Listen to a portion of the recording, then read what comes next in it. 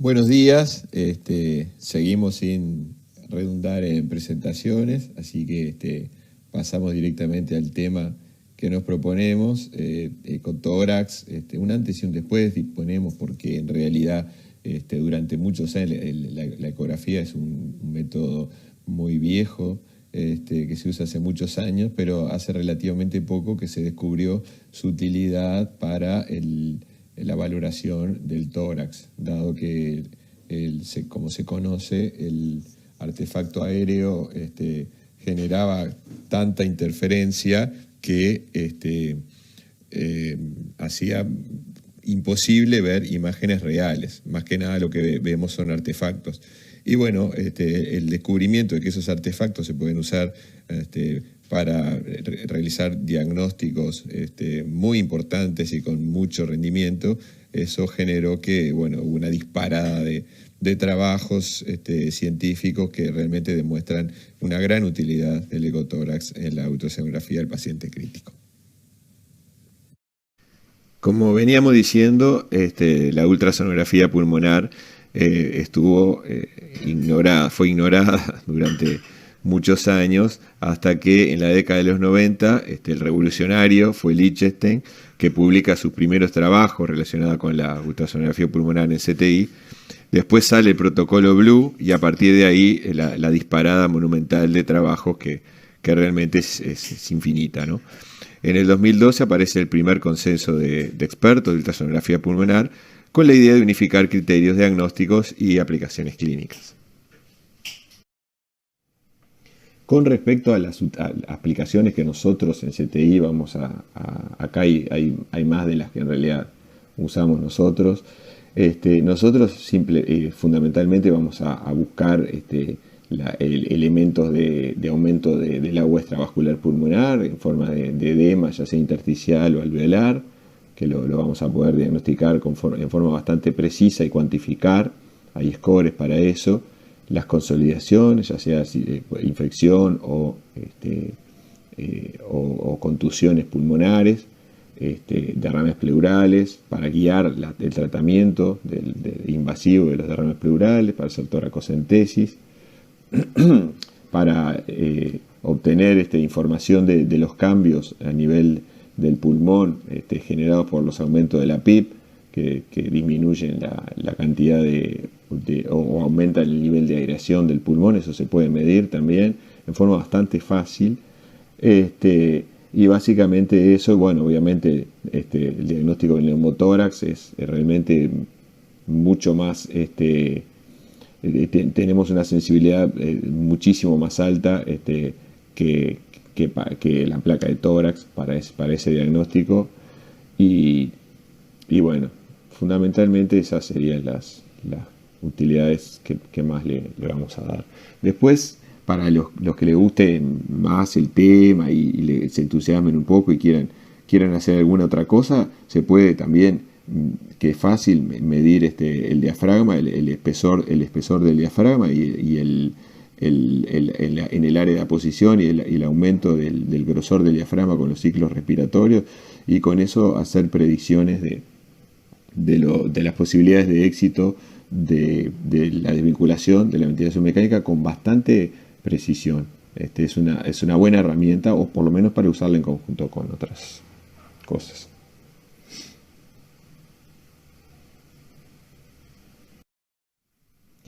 Con respecto a las limitaciones, bueno, parte un poco de lo que ya se habló. El paciente crítico no está como nosotros muchas veces necesitaríamos, están muchas veces ventilados, eso aumenta la aireación de la cantidad de aire que hay en el parénquima pulmonar, aumenta la interferencia, el artefacto, la presencia de drenajes, el propio tubo endotraqueal, catéteres, etcétera, la imposibilidad de moverlo, el tejido adiposo. La obesidad, el tejido adiposo es un gran atenuador de la señal ultrasónica. Bueno, el efisema subcutáneo, nuevamente, la presencia de aire, pero esta vez en el sector subcutáneo, impide realmente que se pueda obtener una imagen de lo que pasa abajo. Así que si hay presencia de enfisema subcutáneo, va a ser imposible explorar por lo menos los sectores donde está su presencia. Y bueno, después lo que ya hablamos, las lesiones que están próximas al mediastino, el parénquima pulmonar, se dice que aproximadamente solo en un 70% va a poder ser explorado, porque las estructuras y las imágenes que son muy profundas no se pueden ver, y bueno, sobre todo las que están próximas al mediastino. Eso sería todo. Como ya lo estuvimos mencionando, las imágenes que obtenemos en su mayoría no son reales, son el resultado de la importante diferencia entre la impedancia acústica que hay entre los tejidos blandos que forman la caja torácica y el aire que hay adentro del parénquima pulmonar. Así que lo que determina la aparición de las cosas que vemos son artefactos que no son más que la reflexión de la pared torácica sobre la línea pleural. Por eso se dice también que la pleura es un espejo del pulmón. Es por ese fenómeno que nosotros mismos lo utilizamos a nuestro favor, ¿no? Los artefactos que aparecen cuando hacemos el examen son las líneas, son horizontales y verticales. Los horizontales son las líneas A, que son líneas hiperecoicas, en el sentido, bueno, como su nombre indica, horizontales, que se disponen a distancias equidistantes. Es como un reflejo repetido de la línea pleural, ¿no? Y se van atenuando hacia la profundidad. Eso es la pérdida de señal que se va generando por la propia difusión, la impedancia que genera el propio parénquima, ¿no? O sea que es el resultado de una nueva reflexión de la onda ultrasónica, que parte del transducer y se refleja en la pleura. Y las sucesivas ondas que salen del transducer siguen formando imágenes sucesivas, pero como dijimos, se van atenuando. Después, las verticales, la que nos importa son las B, pero hay que saber que existen Z, E, W. Las líneas B, que son las más importantes y que realmente nos van a dar una mano muy grande con respecto a diagnósticos fisiopatológicos de los pacientes, son generadas también por la diferencia de impedancia que hay acústicas entre el objeto y el medio que lo rodea. Como los alvéolos tienen aire en su interior, se encuentran rodeados por los septos interlobulares que están engrosados cuando empieza a aparecer líquido, y esto genera la aparición de las líneas B. Cuando se engruesan de alguna forma los septos, ya sea por líquidos o a veces son células inflamatorias, fibrina, etcétera, que engruesan los septos por enfermedades de fibrosis pulmonar, y eso también genera líneas B. Que obviamente las vamos a tener que diferenciar ayudándonos de otras cosas, de otros aspectos clínicos del paciente. Para que sean reales, tienen que originarse en la pleura visceral, ¿tá? Y eso va a tener una consecuencia diagnóstica, ya lo decimos. Como se originan en la pleura visceral, cuando están presentes, descartamos neumotórax. O sea que tiene un valor predictivo negativo de 100% para neumotórax, ¿tá? Así que, nuevamente, se originan en la pleura visceral y transcurren hasta la base de la pantalla, de nuestra pantalla, en forma de cola de cometa. Entonces, es un haz hiperecoico en forma de cola de cometa, como un cono que parte de la pleura visceral y llega hasta, que ahora después les vamos a ver en un par de videos, llegan hasta, pero para que sean reales tienen que llegar hasta la base de la pantalla, lleva toda la imagen que estamos viendo.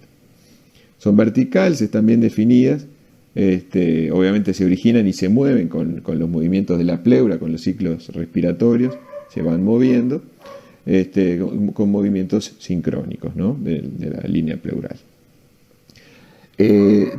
Las podemos encontrar normales si por cada sector explorado, o sea, por cada región del tórax que estamos explorando, hay hasta 2. O sea, 3 o más ya sería patológica, o sea, estaríamos hablando de un aumento del intersticio. Eso más o menos con respecto a líneas B, que equivalen a lo que serían las líneas B de Kerley en la placa de tórax, ¿no?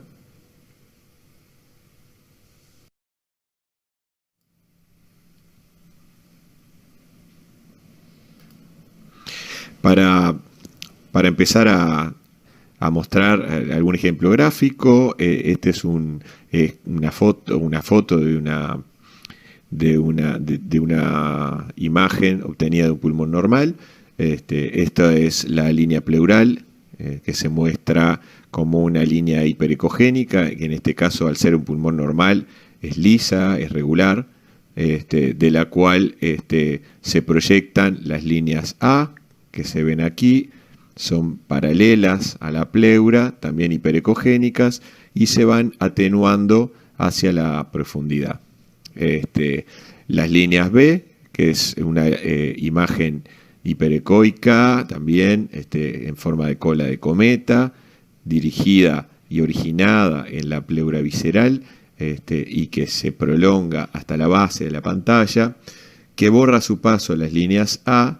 En este caso, al ser una sola, es considerada como normal. Y bueno, aquí estaríamos más o menos con lo que ya. Este es el esquema propuesto por Volpicelli para la exploración, para ordenarnos. Se divide el tórax en 6 sectores, superior e inferior, y a su vez se traza una línea imaginaria a nivel de paraesternal derecho, del lado la paraesternal del lado que vayamos a explorar, una línea en la cara axilar anterior y una línea en la cara axilar media. Y ahí quedan 4 sectores a nivel anterior y anterolateral y 2 sectores a nivel posterior. Del otro lado lo mismo. Bueno, esta es una sistemática de exploración del tórax. Empezamos, si se puede y si los tiempos dan, podemos empezar con el lineal para evaluar las partes más superficiales, la pleura en la cara anterior, que podemos ver todas sus características, y sobre todo para el diagnóstico de neumotórax. Después vamos a ver. Se posiciona entre las 2 costillas, y ahí aparece el signo del murciélago, que son las 2 costillas que vendrían a ser las alas del murciélago, y la pleura en el medio. Ahora vamos a ver un par de videos de eso. Y una vez que identificamos la pleura, rotamos el transducer. Ahí está la segunda foto, en sentido transversal, y ahí podemos ver sin la interferencia de las costillas la longitud, en mayor longitud, digamos, las características de la pleura y su deslizamiento, y bueno, si tiene irregularidades pleurales, consolidaciones subpleurales, etc. Y vamos desplazando el transducer hacia el dorso del paciente. La tercera foto es la misma exploración, pero hecha con un transducer convexo, que ya es para mirar sectores más profundos del pulmón.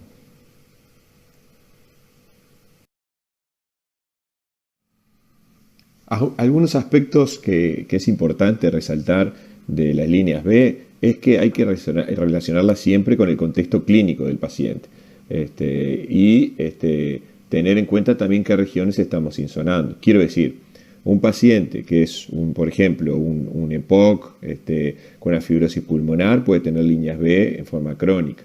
Esto también lo vamos a diferenciar, por ejemplo, en el caso de que lo hayamos mirado al ingreso al paciente y en la devolución haya instalado posteriormente un síndrome, por ejemplo, un síndrome intersticial.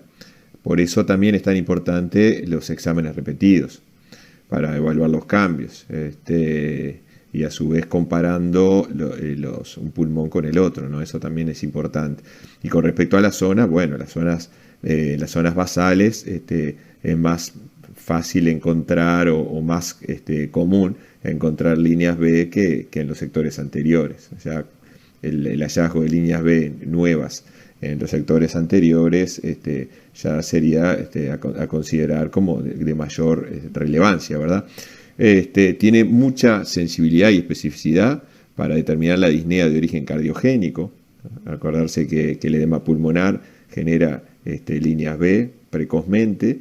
En las primeras instancias, las primeras etapas, el edema pulmonar va a estar fundamentalmente en las zonas dependientes, posteriores, e inferiores, pero después se va a instalar en los sectores anteriores y ahí nos va a ayudar mucho más con el diagnóstico.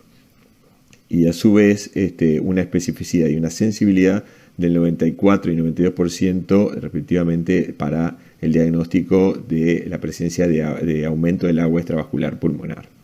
Esto también es importantísimo, no solo por el edema pulmonar, para el distrés, sino también para los pacientes que ya son, por ejemplo, críticos crónicos y están reanimados con fluidos, con balances positivos y que, bueno, nosotros les tenemos que hacer balance negativo para poder desvincularlos. Y esto último es importantísimo también, la ausencia de líneas B aleja la presencia de PCP elevadas. De hecho, en el contexto de una falla cardíaca o supuesta o sospechada falla cardíaca, si nosotros no encontramos líneas B, probablemente nos tengamos que ir a apuntar hacia otro lado porque lo más probable es que esa disnea no sea por falla cardíaca, así que es muy muy importante esto. Síndrome intersticial. Bueno, acá se abre todo un capítulo muy interesante y realmente vamos a tratar de hacerlo bastante sencillo. Exploramos el tórax con la misma sistemática, arrancando de los sectores anteriores y dividiendo el tórax en regiones según Volpicelli, que propone 6 zonas para que ahora las vamos a mostrar, para dividir el pulmón en diferentes regiones y poder identificar para poder cuantificar el edema pulmonar o el agua extravascular pulmonar en el caso de que sea líquido. El síndrome intersticial difuso es el que tiene 3 o más líneas B, como ya dijimos, por sector, en 2 o más regiones de esas propuestas que ahora vamos a mostrar cuáles son. A su vez, dentro de lo que es el síndrome intersticial difuso, tenemos el que es inflamatorio, que es como el distrés, que es el patrón típico del edema del síndrome intersticial inflamatorio, es el distrés, y después el edema pulmonar cardiogénico, para el cual hay forma de diferenciarlo, además de la clínica, obviamente, ¿no? El distrés se caracteriza porque la distribución es parcheada, no es homogénea, entonces vamos a encontrar zonas con pulmón normal al lado de zonas que el pulmón es patológico. Hay irregularidades pleurales, la pleura muchas veces es indentada, pero es fundamentalmente irregular. Y encontramos también consolidaciones subpleurales. En cambio, en el edema pulmonar cardiogénico la pleura es lisa, no está inflamada, y su distribución es más bien difusa. Y como dijimos más temprano, inicialmente cuando el cuadro se está instalando, lo vamos a encontrar fundamentalmente en las regiones basales dependientes del pulmón. El focalem es la neumonía, la neumonitis, la telectasia, la contusión pulmonar, un infarto pulmonar, en fin, que lo encontramos solamente en una región explorada. Cuando este síndrome intersticial lo encontramos en 2 o más regiones exploradas, estamos hablando de síndrome intersticial difuso. Y si es bilateral, síndrome intersticial difuso bilateral. Esta tablita me gustó para ponerla, para esquematizar un poco lo que ya dijimos, la diferencia entre el distrés y el edema pulmonar cardiogénico, las irregularidades pleurales, las consolidaciones subpleurales, la heterogeneidad en cuanto a la distribución de las regiones patológicas con respecto a la falla cardíaca, que es más homogénea, las consolidaciones, que son basales y subpleurales anteriores, no tiene consolidaciones la insuficiencia cardíaca, no tiene derrame pleural, el distrés habitualmente, obviamente, depende del contexto clínico, de lo que tenga el paciente, obviamente si es una neumonía, que el distrés a punto de partir una neumonía, obviamente puede tener derrame pleural, pero no por el distrés en sí, ¿no? No es para tomar en forma absoluta esto. Bueno, que la mayoría de las fallas cardíacas tienen cierto grado de ocupación pleural. El deslizamiento en el distrés puede estar disminuido, con pulso pulmonar presente, y es normal en la insuficiencia cardíaca. Y por último, bueno, si complementamos con un eco transtorácico, vamos a encontrar alguna alteración en la insuficiencia cardíaca, y en el distrés no necesariamente, aunque tampoco podemos ser absolutos en esto, ¿no? Derrame pleural. Bueno, es de diagnóstico relativamente fácil también. Obviamente, al revés de lo que pasa con el aire, el líquido se va para atrás y para hacia abajo por gravedad, salvo que esté loculado, nuevamente el mismo ejemplo, por patología pleural, pero lo buscamos fundamentalmente en las regiones axilar y posterior, a nivel prácticamente del dorso del paciente. Bueno, tiene una sensibilidad bastante alta para encontrar líquido en la pleura, según los diferentes trabajos, pero según obviamente, depende también del tipo de paciente y de las características de la impedancia de los tejidos del paciente, si es muy obeso, etcétera, ¿no? Si hay drenajes, todo eso va a generar dificultades. Y bueno, en el paciente crítico no podemos asegurar que vamos a encontrar líquido cuando está en pocas cantidades, ¿no? Estos son estimaciones que se hacen en la literatura. Pero sí que es sensible, porque el líquido tiene muy buena ventana en la ultrasonografía, así que si está en cantidades significativas lo vamos a ver, salvo que tengamos una gran interferencia, enfisema subcutáneo o algo por el estilo. Y bueno, con respecto a la comparación con la placa de tórax, es evidente que la placa de tórax es mala, sobre todo en los pacientes críticos, para diagnosticar y cuantificar el líquido pleural, y es totalmente sustituida por, prácticamente, les diría que la placa de tórax está sustituida en todos los aspectos por la ultrasonografía pulmonar, ¿no? Le gana en todo. Signos comunes, pero no necesariamente hay que buscarlos, ni solo saber que existen.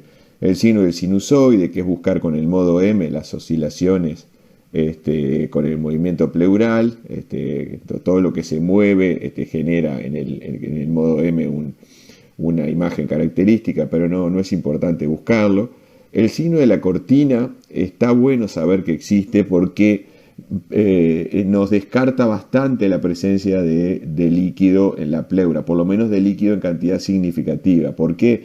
Porque, como dijimos, el líquido genera una excelente ventana acústica, entonces el aire no estaría interfiriendo con la presencia de ese líquido. Y cuando no hay líquido, o no hay líquido en suficiente cantidad, vemos un artefacto que se ve negro, que con los movimientos respiratorios nos obstruye, nos tapa la imagen, y a eso se le llama signo de la cortina. Seguramente en alguno de los videos que vamos a ver va a aparecer. eso ya lo tenemos que usar a nuestro favor, como solemos hacer con los artefactos en el pulmón, para por lo menos pensar que no estamos frente a un derrame pleural significativo. El signo de la medusa lo vemos en forma, aunque no queramos, lo vemos, porque no es ni más ni menos que el parénquima pulmonar atelectasiado, cuando el líquido está en cavidad libre, que flota en el líquido pleural, como si fuera con los movimientos que remedan una medusa, con la ecogenicidad propia del parénquima atelectasiado, en el caso de que sea atelectasia pura, que es similar a la del hígado cuando estamos a derecha, o a la del vaso cuando estamos a la izquierda, y que en ocasiones también, como dijimos antes, tiene también pulso pulmonar, pero bueno, son hallazgos normales dentro de lo que es un derrame pleural en cavidad libre, ¿no? Y con respecto a la estimación, no nos tenemos que enloquecer. Las predicciones, sobre todo en el paciente ventilado, del líquido pleural, en la bibliografía por lo menos, aconsejan hacer una estimación subjetiva de la cantidad de líquido que puede haber según las ventanas y las imágenes que vayamos obteniendo, mucho más que medir la distancia entre las pleuras y multiplicarla por 20, que es bastante imprecisa y bueno, no sería demasiada utilidad en el caso de nuestros pacientes. Pero bueno, saber que hay gente que lo hace, o por lo menos está descrito, y manejarse con criterios de sentido común sobre todo, ¿no? Obviamente también en el caso de decidir esto rápidamente, lo vamos a decir, en el caso de decidir drenar el tórax, para lo cual la ecografía va a ser fundamental para evitar complicaciones mecánicas, también la decisión no va a depender solo de la cantidad de líquido que tengamos, sino de todo el contexto clínico del paciente. Así que, en definitiva, es un conjunto de elementos que vamos a tomar en cuenta para esa decisión.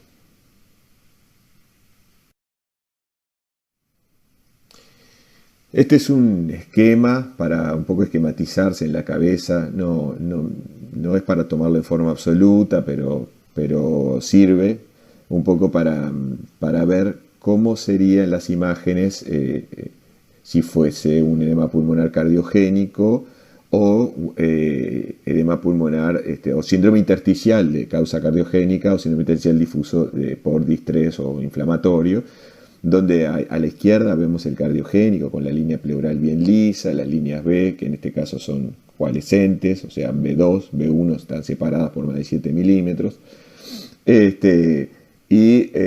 Bueno, se puede encontrar también derrame pleural. Cuando en el distrés no hay, si es un distrés puro, no suele haber, salvo que la enfermedad de base lo determine. La inhomogeneidad con respecto a la distribución, con lugares donde el parénquima pulmonar está menos afectado o directamente no está afectado, consolidaciones subpleurales, irregularidades pleurales, y bueno, este sería un esquemita que me pareció interesante, publicado en Anesthesiology por Buchemann. Con respecto a la consolidación alveolar, la ultrasonografía tiene entre un 90 y un 100% de sensibilidad diagnóstica comparada con la tomografía, que es el método comparativo, ¿no? Según Lichtenstein. Tiene que obviamente depender eso de la ubicación de la imagen, si está, por ejemplo, tiene que tener contacto pleural para que la podamos identificar. Se utilizan transducers sectorial o convexo, mejor el convexo si disponemos de él, y la imagen, la explicación en realidad de la imagen que vemos es la pérdida de la interfase aérea a nivel del alvéolo por la presencia de líquido y de material inflamatorio, y desaparece esa interfase que tiene distintas impedancias. Entonces aquello que hablamos de que obteníamos imágenes a partir de los artefactos ya no es tal, y ahora lo que estamos viendo es una imagen real con muy buena resolución. Tiene mayor precisión diagnóstica, obviamente, que la placa de tórax, ¿no? ¿Qué características tiene? Bueno, la imagen es hipoecoica, con relación al hígado. ¿Se acuerdan que hablamos de las ecogenicidades de los distintos tejidos? Es hipoecoica porque tiene mucha presencia de líquido. Puede ser subpleural, con bordes irregulares, tipo cartográficos, y puede ser también homogénea, similar a la ecogenicidad hepática, con lo cual nos estaríamos aproximando más a un bloque de neumonía hepatizada o a la presencia de una atelectasia, fundamentalmente atelectasia por compresión o atelectasia pasiva, dado que en el caso que sea muy homogénea la ecogenicidad, ya no estaríamos en presencia de broncograma aéreo, y eso es más propio de la atelectasia. En el caso de la atelectasia, cuando tiene broncograma aéreo, es estático, no es dinámico como en las consolidaciones inflamatorias. Cuando las consolidaciones son muy grandes, muy extensas, el deslizamiento pleural está disminuido en grados variables hasta inclusive no deslizarse. Esto no nos tiene que hacer confundir con la presencia de neumotórax. Existe pulso pulmonar, lo mismo, sobre todo cuando son muy grandes las zonas de pulmón que está estático, quieto. Es más común verlo en los bloques de consolidación o en la atelectasia. Y bueno, en el caso de los procesos inflamatorios, las líneas B que se originan de las consolidaciones subpleurales, y broncograma aerodinámico, lo que dijimos, cuando estamos hablando de una neumonía versus una atelectasia, en el cual si hay broncograma aéreo, más bien sería estático. Y bueno, los tipos de consolidación ya más o menos los estuvimos mencionando. Los primeros son los que más vemos nosotros: una neumonía, atelectasia obstructiva o pasiva, contusión pulmonar por traumática, infarto pulmonar y neoplasias.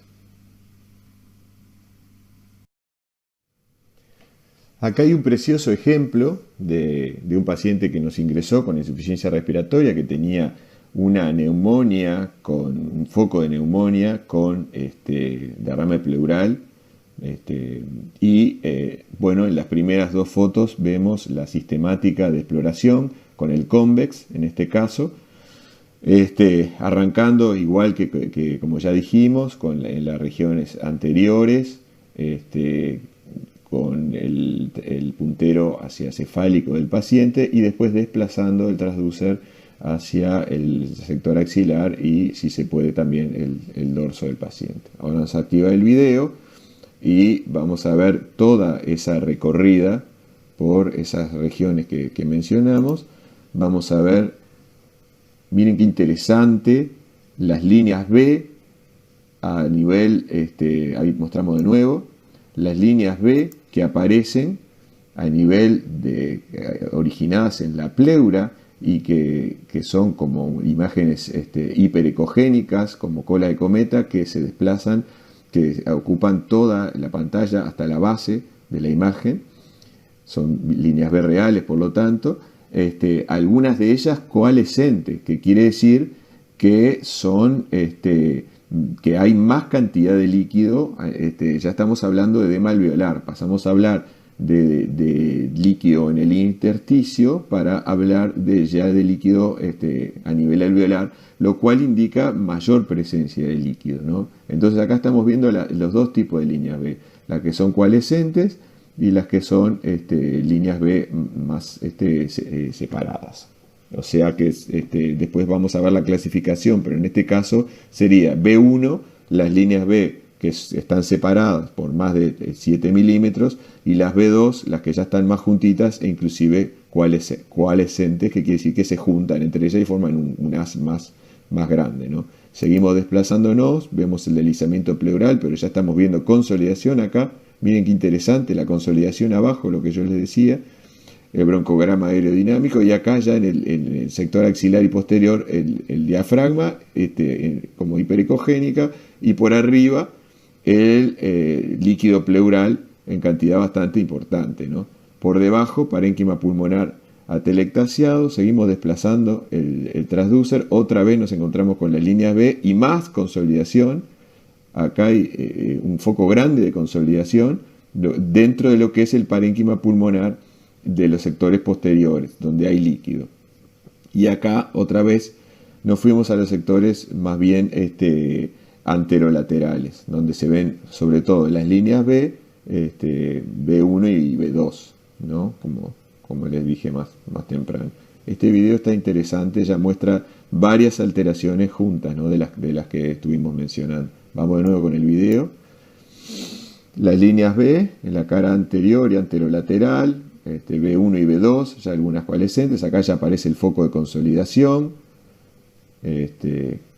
Y el líquido pleural ya en las zonas más declives, con el parénquima pulmonar flotando, con el signo de la medusa, se ve también, haciendo un poco de imaginación, se ve ahí, y el parénquima pulmonar atelectasiado. Y después ahí, foco de consolidación, claramente, con líneas B a nivel de la pleura. A ese nivel, líneas B por momentos coalescentes.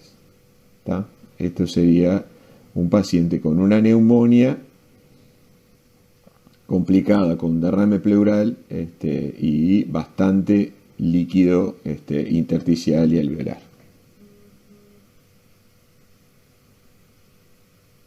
Ahí hay líneas B1, ¿no? Separaditas.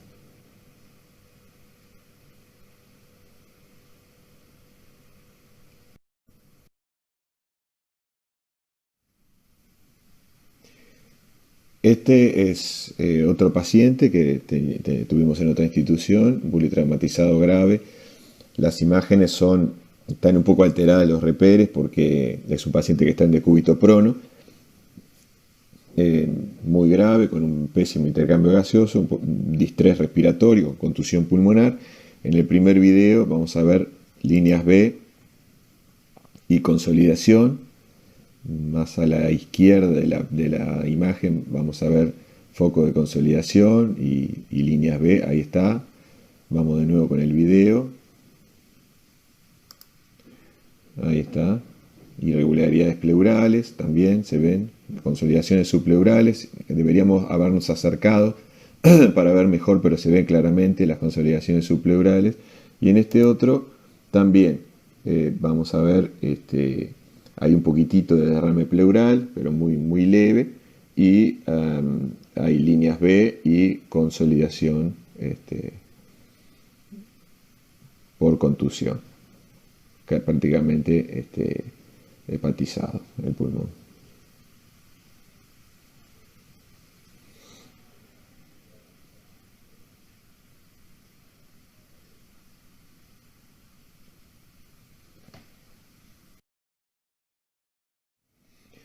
Este esquema me pareció muy interesante, es en realidad el LUS score, que es el score de dirección pulmonar, que propone dividir el pulmón en,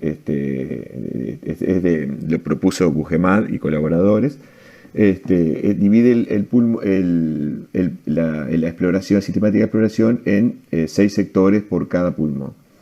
Y lo clasifica cada uno de esos sectores en normal con 0 de puntaje, B1, que es lo que mencionamos, las líneas B que están separadas, y B2, que son las líneas B que están juntitas o más bien coalescentes, que se ven como mostramos anteriormente, como un sector hiperecogénico, también en colecometa, pero más grueso, y que en los movimientos como que tienden a separarse un poquito, y eso muestra que son varias líneas B que están todas juntas, que refleja una severa pérdida de aireación y ya prácticamente edema a nivel de los alvéolos, ¿no? Y después la C, que es la consolidación, que ahí entra a tallar si es si se refiere o incluye las consolidaciones subpleurales o habla de consolidación parenquimatosa como las que vimos recién, por ejemplo, en el politraumatizado o en el paciente que recibimos con un foco de consolidación. No está muy claro eso, hay dos bibliografías diferentes al respecto, pero parecería lógico incluir las consolidaciones subpleurales porque si no tenemos un punteo, digamos, con respecto a esa alteración. Las consolidaciones subpleurales no estarían punteando como tampoco puntea el derrame pleural, ¿no? Pero bueno, refiriéndonos al síndrome intersticial difuso, tenemos esa clasificación que va de 0 a 36. ¿Y para qué es útil? Bueno, fundamentalmente para evaluar la respuesta al tratamiento, por ejemplo, al tratamiento con antibióticos. Eso lo vamos a ver, o el tratamiento fisiopatológico con la optimización o titulación de la PIP. Así que más que el valor absoluto, que también es importante, obviamente, cuanto más puntea, más grave está, estaría tallando acá la evolución que, por ejemplo, en algunas instituciones ya se está haciendo, hacer una planilla con un protocolo para punteo según esa sistemática, que pueden ser esas regiones o pueden usarse 4 simplemente y no usar las posteriores, para hacerlo más rápido, y hacer el score, el puntaje, y evaluar día a día cómo va siendo la evolución. Esto tiene mucha utilidad.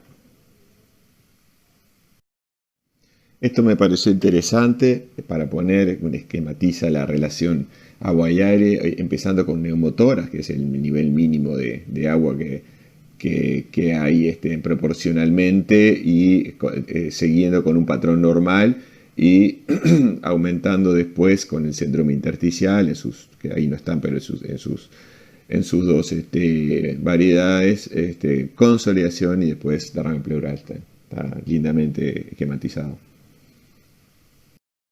Este es un precioso trabajo de Bujemat, también relacionado con la aireación y la pérdida de aireación, donde en la primera rama tenemos un patrón con pulmón normal, con líneas anormales, explorando 4 segmentos, o sea, segmentos anteriores, 2 en cada pulmón, y los cambios que se hacen en la PIP que no tienen efecto y por lo tanto con el consiguiente riesgo de sobredistensión alveolar.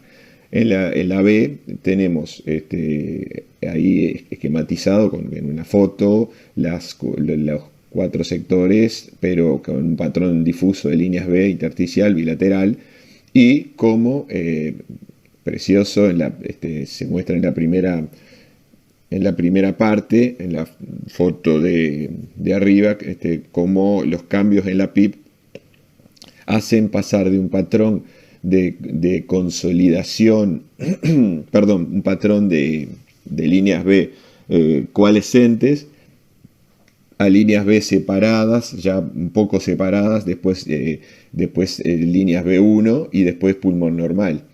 En la parte de abajo se muestra cómo con titulación de niveles progresivamente mayores se logra con una PIP de 16, en este caso, generar que todos los sectores explorados, insonados, tengan un patrón normal de líneas A. Es muy lindo. Con igual criterio, en esta diapositiva mostramos la reaireación, con el score de reaireación propuesto, que en realidad utiliza un punto para cambios de un nivel, digamos, por ejemplo, de patrón B1 a normal, o de B2 a B1, o de consolidación a B2, etc.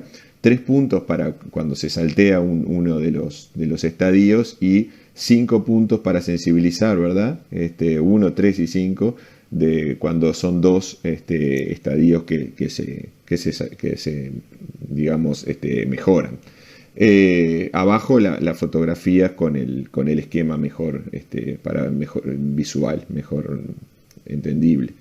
Y en el mismo sentido, el score de pérdida de aireación es igual, pero inverso, digamos, al revés, cuando se empeora o se deteriora de un patrón normal, por ejemplo, a un patrón de líneas B1, es un punto, y así sucesivamente, 3 puntos cuando son de normal a B2 o B1 a consolidación, y 5 puntos cuando la peoría es de patrón normal a consolidación. Eso es por cada sector, y bueno, la puntuación sensibiliza la valoración de la evolución, en este caso, del tratamiento, ¿no?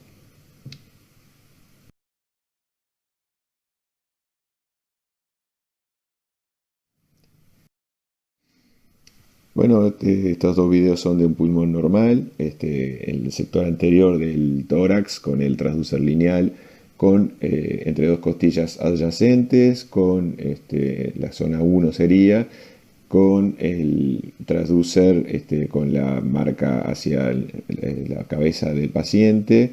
Esto sería el primer video donde vamos a ver el murciélago, el signo del murciélago, que son las dos costillas. Entre medio están los músculos intercostales, por arriba el tejido subcutáneo, y inmediatamente por debajo de esas dos imágenes negras, que son anecoicas, que son el artefacto generado por la absorción total del ultrasonido por la costilla, y el cono de sombra posterior, que no nos deja ver absolutamente nada.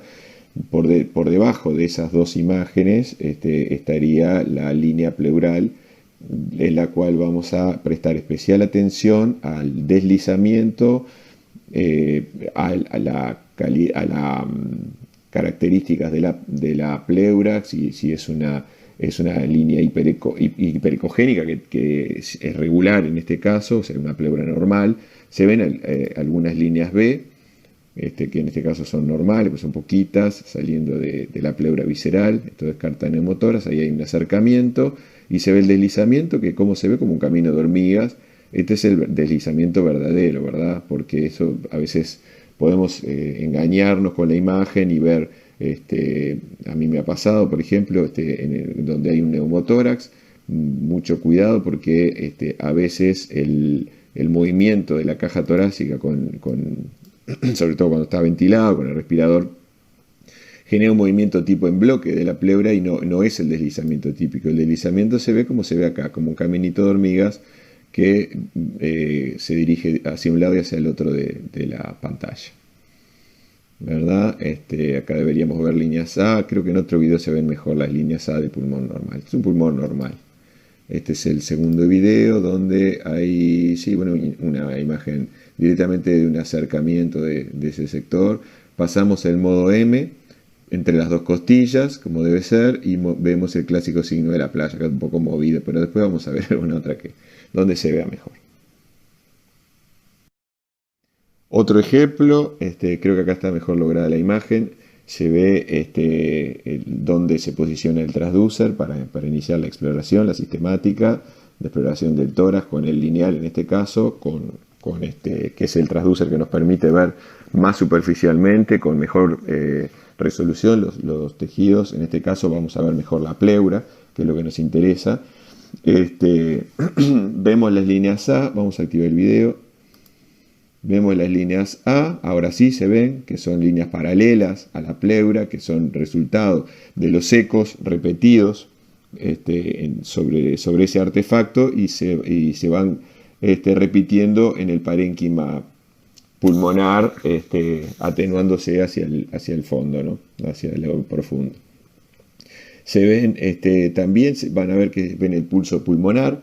Eso es interesante también, porque eso también descarta neumotórax, como las líneas B lo descartan también. Y bueno, y ven el deslizamiento, que también descarta neumotórax. Creo que de no hay más nada para mostrar. Con respecto al neumotórax, es más sensible el transducer lineal, que como ya dijimos y reiteramos infinidad de veces, tiene mejor precisión para visualizar a nivel de los planos superficiales, o sea, la pleura a nivel superficial, la presencia de la ausencia de deslizamiento y la presencia del código de barras. Ahora vamos a mostrar un par de ejemplos. De cualquier manera, se puede ver perfectamente con los otros dos transducers en el caso de que estemos haciendo un rápido examen de un paciente que esté muy grave y necesitemos estar evitando el cambio de transducer. Obviamente, siempre posicionarse, buscar los reperes. En este caso es otra vez buscar el signo del murciélago. La sistemática se inicia en las regiones anteriores. ¿Por qué? Porque obviamente, salvo que sea un paciente que tenga una pleurodesis y tenga previa y tenga un neumotórax parcial, loculado, lo más común es que el neumotórax, si es parcial, se vaya a las regiones anteriores del tórax con el paciente en decúbito dorsal. Y después, una vez que constatamos la presencia de neumotórax, ir siguiendo la sistemática con el transducer, como dijimos, en sentido longitudinal, con la marca hacia el cefálico del paciente y deslizándolo hacia el sector axilar y después posterior de la caja torácica. Los signos de alto valor predictivo negativo son presencia de deslizamiento, esta ya la descarta completamente, por lo menos en el sector donde estamos explorando. Las líneas B también, como dijimos, la línea B se origina en la pleura visceral y esto obviamente si hay un neumotórax no están presentes. Así que las descartan neumotórax 100%. La presencia de pulso pulmonar. El pulso pulmonar es la traducción del pulso, la presión del pulso hacia el parénquima pulmonar, lo cual se objetiva más fácilmente si el pulmón está quieto. Por ejemplo, en el caso de una telectasia, la parénquima pulmonar no se insufla, no se mueve, y eso favorece que disminuya el deslizamiento. Esto no debe confundirse con la presencia de neumotórax. En el caso de consolidaciones muy grandes, donde también el parénquima pulmonar está más quieto y favorece la transmisión del pulso pulmonar. Eso se va a ver en alguno de los videos que ponemos después. Pero bien, la presencia de pulso pulmonar descarta también neumotórax. Los signos de valor predictivos positivos son la aparición de punto pulmonar, que es el sector donde, en el caso del neumotórax parcial, la pleura tiene un deslizamiento al lado de otra zona que no tiene deslizamiento, y eso genera, en la visión directa, que nosotros veamos que la pleura tiene deslizamiento hasta un sector y alterna con sectores donde no tiene deslizamiento. Vamos a ver un ejemplo ahora. Y a su vez, aplicándole el modo M, se observa el clásico signo del código de barras, donde en lugar del signo de la playa se ve un signo de código de barras donde falta la arena, se ven todas líneas horizontales, que remeda a un código de barras. Hay un trabajo interesante que demuestra una alta sensibilidad y especificidad para cuantificar el neumotórax, sobre todo a los efectos terapéuticos, cuando el paciente no está ventilado, por supuesto, porque si está ventilado siempre hay que drenarlo, pero en el caso de los manejos conservadores hay una alta predictibilidad para cuando el punto pulmonar está entre la línea axilar media y la línea axilar posterior, que el neumotórax sea mayor del 15%. ¿Tá? Y bueno, eso sería todo con respecto a neumotórax.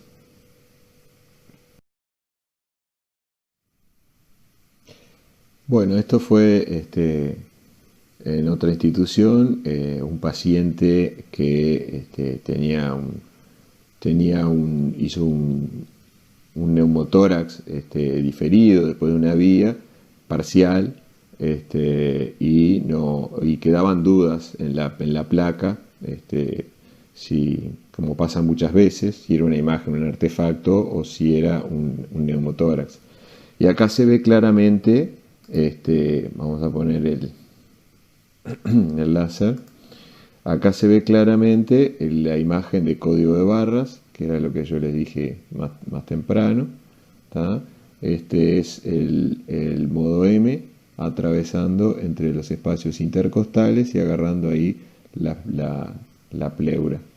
Y bueno, no tenía deslizamiento ese nivel, y encontramos acá el punto pulmonar.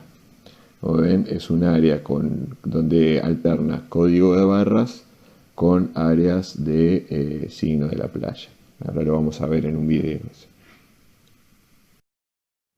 Estos dos videos son parte de las imágenes que pudimos obtener de ese paciente, donde se ven en los dos videos se ven el punto pulmonar. En el primero estamos viendo ahí una zona de pulmón que desliza de la pleura, perdón, que desliza junto a otra que no desliza. Después se pierde la imagen y no se pudo lograr el modo M, que lo vamos a ver después.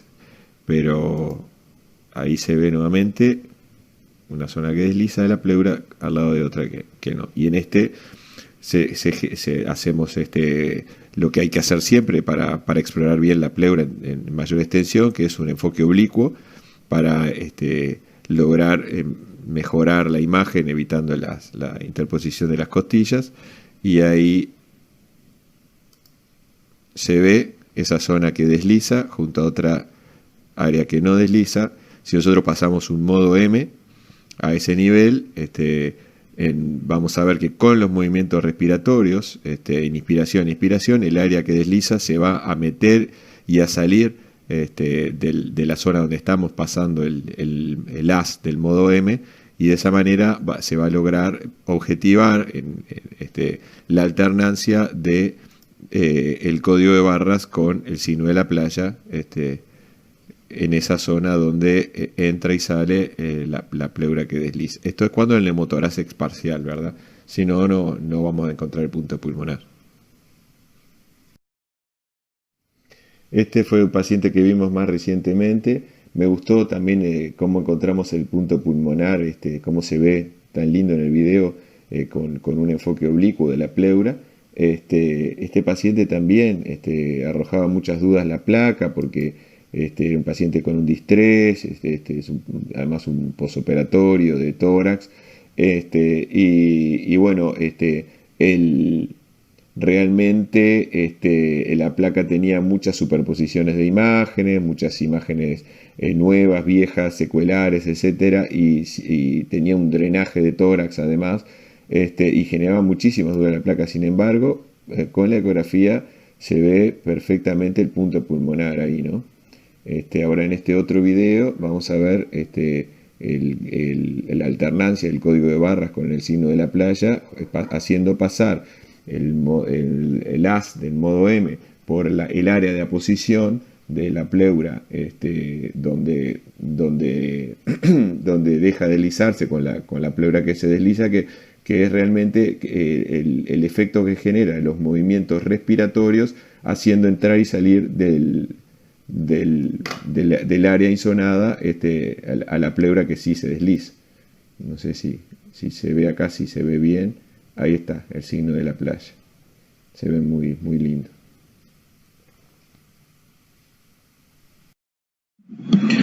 Esta es otra imagen que obtuvimos con el transducer sectorial, como también se puede hacer con el transducer convexo. Es parte de la exploración. Tenemos un video donde se ve el diafragma. Vamos a activar el puntero láser. Se ve el diafragma como una imagen hiperecogénica.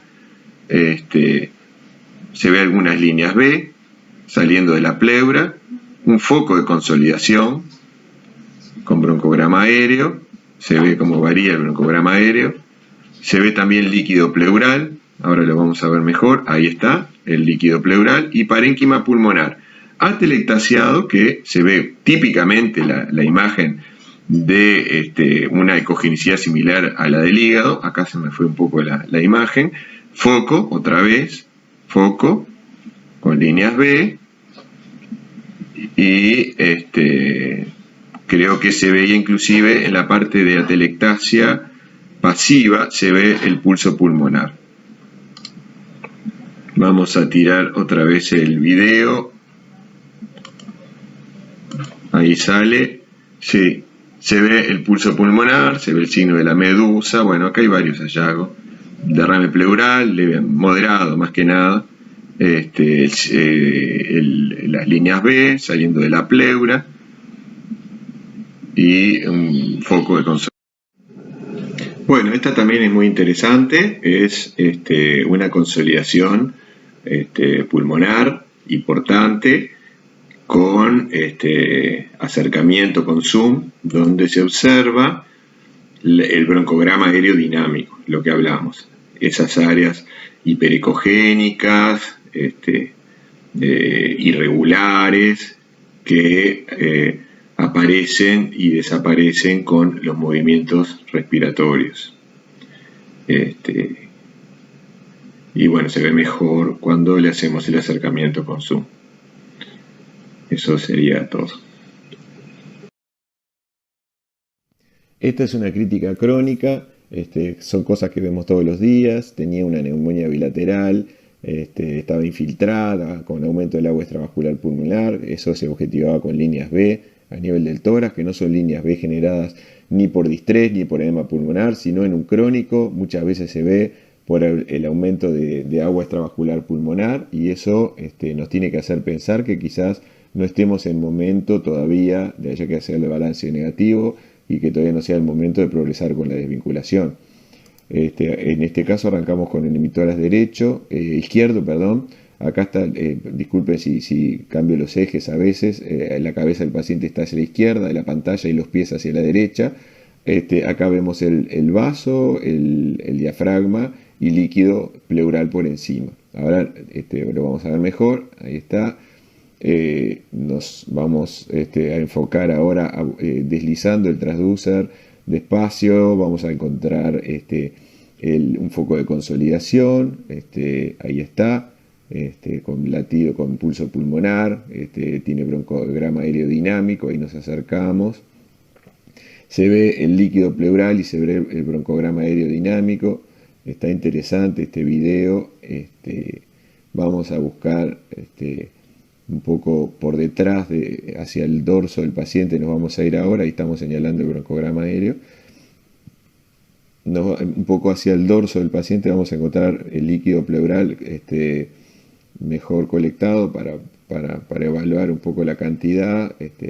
Eso se ve también acá, ya estamos en los sectores anteriores, voy un poco para atrás. Acá tendrá unos 500 de líquido pleural. Vemos el signo de la medusa, ahora lo vamos a ver, ahí está el signo de la medusa, que es el parénquima pulmonar atelectasiado flotando en el líquido pleural. Ahora, y un poco de ahí foco de consolidación por encima de eso. Acá después nos vamos a los sectores anteriores, donde yo les decía acá que están las líneas B en esta paciente, que no era una paciente en etapa aguda, sino que era una crónica con balance negativo, tratando de sacar un poco toda esa agua que tiene dentro del pulmón, que se la pusimos nosotros durante la reanimación. Y acá ya nos vamos al pulmón derecho con el hígado, la línea hiperecogénica, que es el diafragma, y por encima un foco de consolidación. Vemos consolidación dinámica clarísima y un poco de líquido. Vemos también irregularidades pleurales y consolidaciones subpleurales, que es toda esa área inflamada que está en torno al foco de consolidación, y líneas B saliendo de esa pleura, ¿no? Está interesante, es lo que vemos todos los días. Otro ejemplo, un paciente con una intento de autoeliminación, con una herida de arma de fuego en región submentoniana, mucha sangre en cavidad orofaringia, probable aspiración de contenido digestivo, ya a las pocas horas tenía esta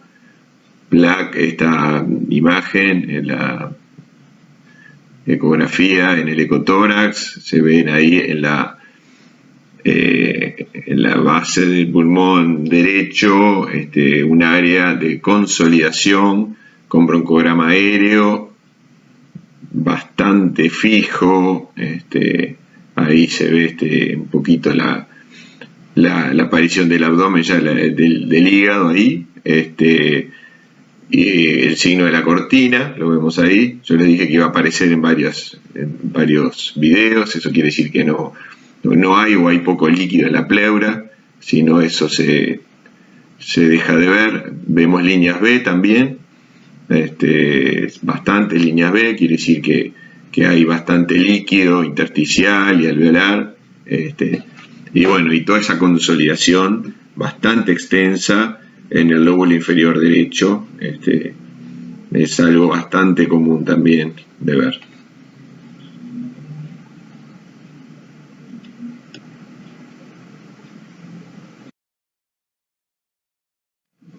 Este caso nos pareció interesante. Se trata de un paciente de 81 años, portador de una cardiopatía isquémico hipertensivo valvular, con una FEBI baja, en torno a 30%, con un marcapaso definitivo, con una sustitución valvular aórtica, mecánica, biológica, perdón, y una revascularización miocárdica en la misma cirugía, que viene por, a su vez estaba bajo tratamiento corticoideo por un síndrome mielodisplásico que todavía permanecía en estudio, y que viene con una neumonía severa, con insuficiencia respiratoria severa, que requiere asistencia respiratoria mecánica de entrada, y que en la placa de tórax, esta placa es del mismo día en que hicimos la ecografía, en la placa aparece una opacidad extensa, opacidad bastante homogénea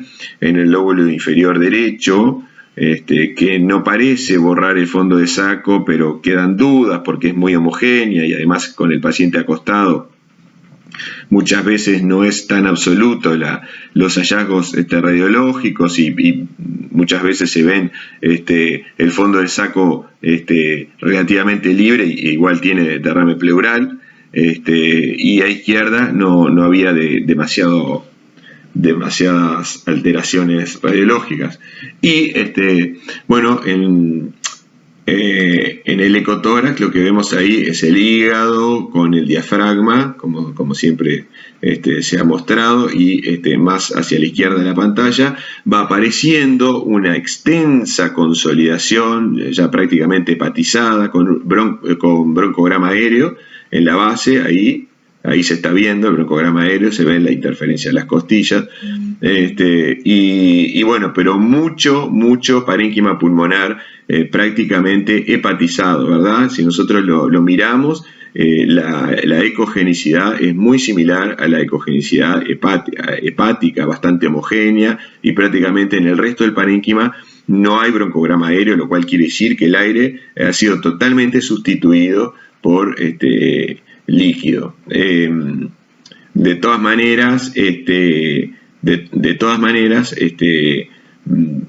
siempre está la duda, ahí está el broncograma aéreo, siempre queda la duda de si esto no puede ser una atelectasia, y sí puede ser, pero para eso es lo que decimos siempre, hay que fijarse en el contexto clínico del paciente. En el contexto clínico del paciente es un contexto de una neumonía severa, un paciente que no venía con hipodinamia ni con muchas secreciones, que tuviera dificultades para expectorar, y un cuadro claramente infeccioso, o sea que tampoco podríamos pensar en una atelectasia de otro origen.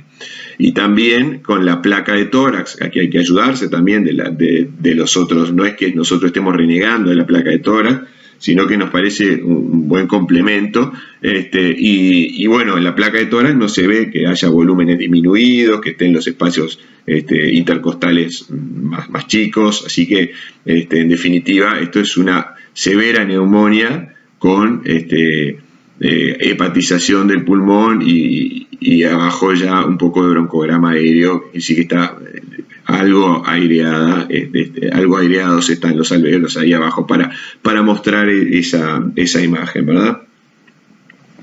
Y nos pareció importante también, que de hecho hay que hacerlo siempre como cosa sistemática, explorar el pulmón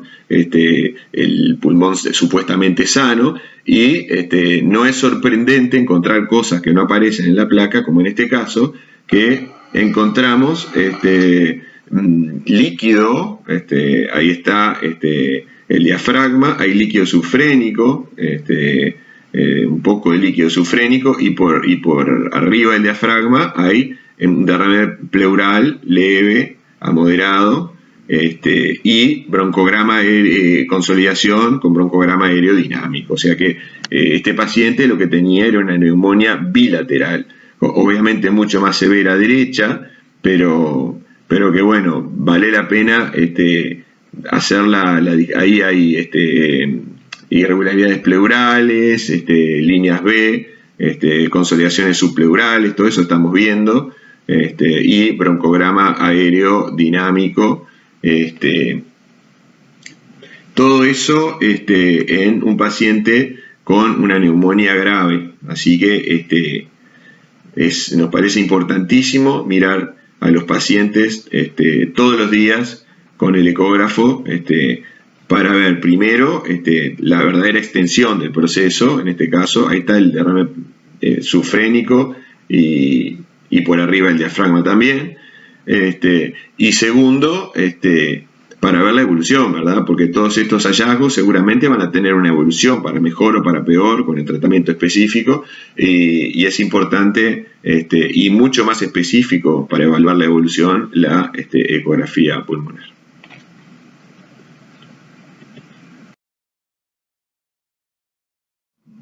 Me pareció súper interesante mostrar lo que pasó con este paciente varios días después, bajo tratamiento con antibiótico, un paciente con una evolución muy tórpida, pero con una placa que más o menos era igual. Fíjense, a nivel basal derecho tiene una imagen bastante homogénea. Realmente no se diferencia bien si es líquido o si es una consolidación por la placa. A izquierda no tiene absolutamente nada, y esta placa es del día que hicimos el video, y en el video aparece bueno, acá vemos el diafragma, vemos líquido por debajo de la consolidación. La consolidación sigue bastante cerrada, hepatizada, no hay broncograma aéreo, o sea, es más bien una hepatización, se absorbió todo lo que era aire de los alvéolos, y hay leve cantidad de líquido pleural.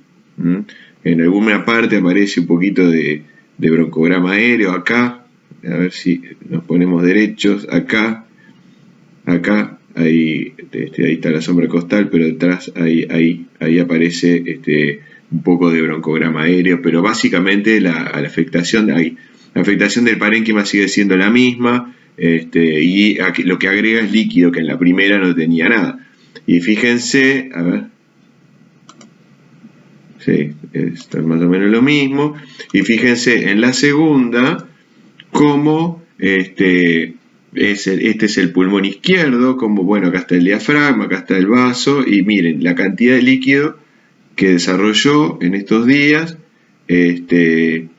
Aumentó el líquido que tenía previamente, sigue con un foco de condensación, de consolidación, perdón, con broncograma aéreo, aunque mayormente es parénquima pulmonar telectasiado por el líquido. Hay una sombra en la costilla que embroma ahí, pero fíjense la diferencia. La placa no refleja nada de lo que está pasando ahí, ¿no?